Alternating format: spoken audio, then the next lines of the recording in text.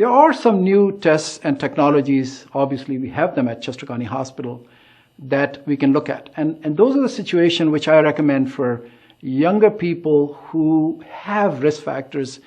They have a risk factor of their parents suffering from a heart attack, because that's another important risk factor for us to make sure if your father, your brother, your uncle has had a heart attack, that you be more on the lookout for risk factors. And what are those things that we can do? There's a C-reactive protein. It's a blood test that gives us some idea about potential for future heart attacks.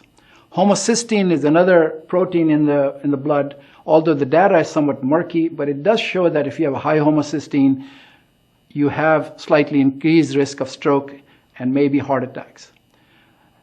We are also doing what we call ankle brachial index, where we measure the pressures in the hand and in the legs to see if you have a peripheral vascular disease, because people with peripheral vascular disease also have heart disease and are also at high risk for stroke. There's some other testing that we are doing at Chester County Hospital, which includes the CAT scan. What we do with the CAT scan is we measure the calcium in your arteries.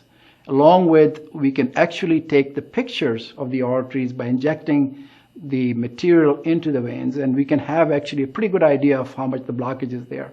But the calcium scoring is important, because higher the calcium score at a younger age, more possibility of having a heart problem early rather than late.